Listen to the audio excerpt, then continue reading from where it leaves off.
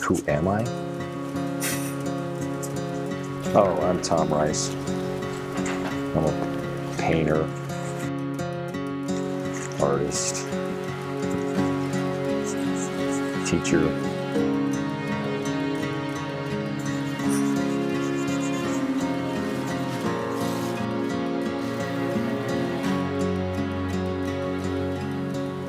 I sort of went into art so I'd have something to fall back on because I was thinking I was going to be a musician. I have 3 brothers and they all play music, and one of them so just kept with playing music his whole life. He still does. He's in punk bands and stuff like that. I thought I better have something a little more stable, and if you can imagine, as art being more stable than anything. But so that was sort of why I went the direction I went. I went to Penn State for a couple of years because that's what everybody did where I grew up. I was kind of disappointed with their art program. I was more disappointed with the students than I was the faculty. I didn't feel like they were, once I decided to be an artist, I was like, okay, I'm going to be serious, and I didn't feel like the students were serious enough. At least they weren't working as hard as I was, that's for sure. And so I decided to transfer to Tyler School of Art, which is in Philadelphia. And I did find that the students were a little bit more serious. They were definitely more talented than at Penn State, or in general. I mean, I wouldn't say that, that absolutely, but, and they worked a little harder, but I still ended up being the one that probably worked harder than anybody else. I wasn't making the kind of work that the faculty wanted me to make at that time. I was making sort of fairly realistic work, and that was not okay back then. So I worked hard, but it was rough. Art school's rough. You have no idea whether you're going to have any aptitude at teaching at all until you walk into the classroom and start doing it. And for me, I was like, I had no idea, right? But I found that was one of the places I felt most comfortable in the world, was being in the classroom. Yeah, you need to go work on it. Now, you're right. I mean, it could be like down here it's okay, up in here it's... What? I like it. Yeah, why? I mean, there's something about this piece that makes me feel good.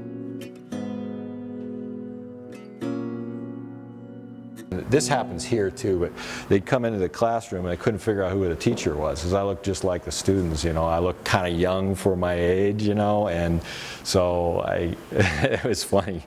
I would get, oftentimes the security would, being in the building on the weekend, and I'd be in the studio, and they'd say, "How did you get in here?" And I'm like, "Well, I have a key," because I'm a faculty member, and they're like, "Oh." So yeah, that was fun. I always tell people in the art school, it was like, it wasn't enough that I'm good, I had to make you look bad. And that, I felt that kind of destructive, competitive environment was not, conducive to creativity. So when I started teaching, I vowed that I wouldn't let that exist if I could. Okay. All right, so strengths and weaknesses. Or whatever. I don't like to say weaknesses, so you know what I mean. I wanted to be a sort of person that could create an environment where people felt comfortable trying stuff, and yeah, you try it, it doesn't work, it's okay, get maybe next time, but also why didn't it work and how can we help you make it better, that kind of thing, rather than just trying to trash you, which is what happened in art school a lot. So my first 3 years teaching at K were the best academic experience I had ever had. So I was teaching, but I was learning probably just as much. And back then, students would come by and leave books that they were reading for one of their classes at my door so I could read them. So, you know, and I really remember the specific books. I read a book about Gandhi because one of the students was taking a class about Gandhi. I read 100 Years of Solitude because one of my students said she started reading it for a class and she skipped all of her other classes so she could finish it. And so I read that, you know. So those experiences were just amazing when I first started teaching here at the college. And I think I probably got a lot more out of it than the students did at that point. But it was great. The question I have is, how big is a coyote skull? Is it like a dog? Well, I mean, like, there's lots of dogs. You might want to define dog. Yeah. But they're about like this big.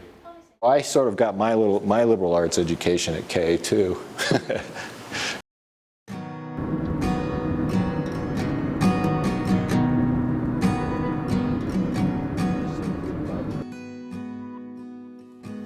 Finally getting back to working on this piece. School got in the way.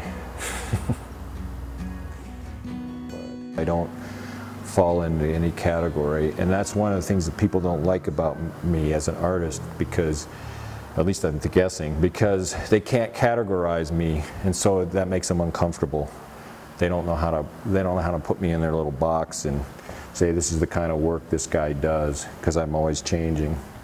And the art world doesn't like that. They like to know. They think they like the things that are sort of innovative and that kind of thing. But really, they just like to be able to categorize people, you know. And I find that to be difficult, because I'm going to change next time. Every time you think you know what I'm doing something else. So right now, I'm doing very representational drawing, you know. But that may not be that way tomorrow. The one that's about my dad is called A Gentle Waterfall, and it's the same idea, is that, you know, showing this waterfall that might be drying up or might be disappearing. And the idea behind,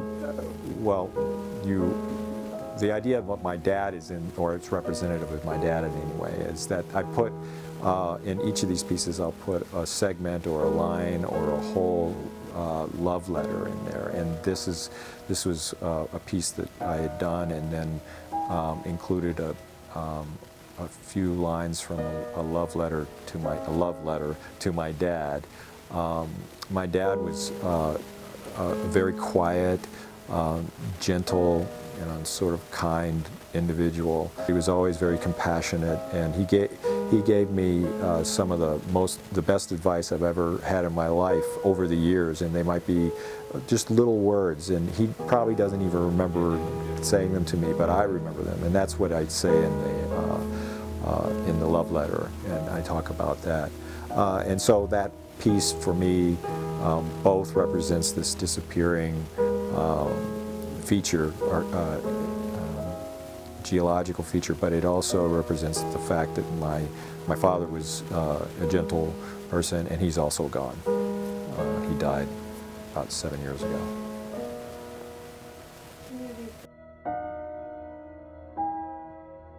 I can't make sense of it enough to make art about it until I've processed it for quite a long time.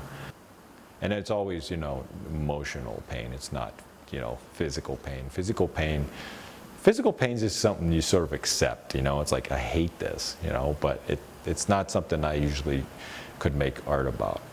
I use physical pain in my art to express emotional pain. So, you know, putting clothespins on my face, you know, and me doing it is, you know, represents how we cause our own pain, you know. But it's not physical. It's not meant to be physical. It hurt, but it's not meant to be physical. It's meant to be the emotional, psychological pain. Anyway, we go back out in the hallway, and now we're at the Park Trade Center. It's an old warehouse where I have a studio. Mark's talking to John Thingstad, the owner. John says to me, "You used to live here." I say, "I know."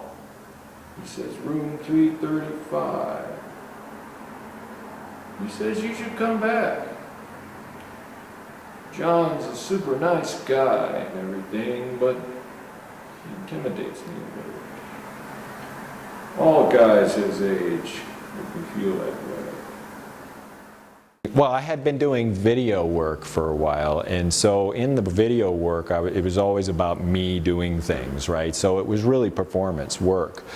So as soon as I was able to use the computer to do video editing, then I was like, oh, you know, I can make these videos. Show off.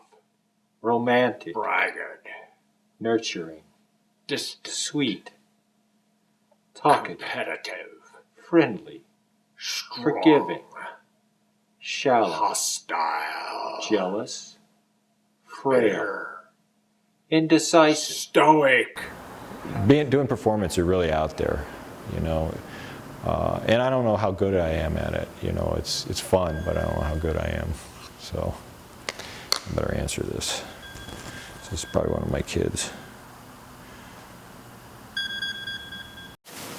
We're kind of friends, you know. I mean, clearly I have to play the role of the father, but I mean, now that they're older, one of my kids is in college at Denison, and the other one is here at Kalamazoo College.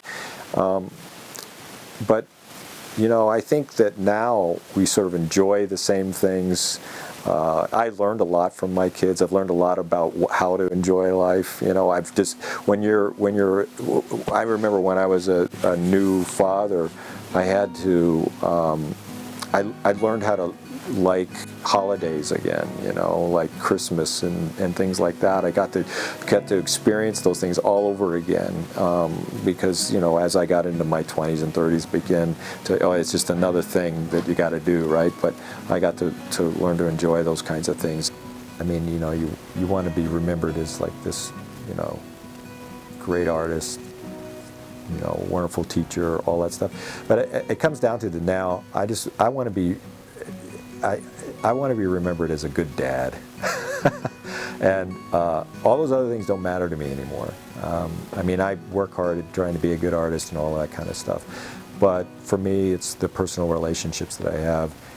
And most of my personal relationships are with my family. And so that's the most important thing for me.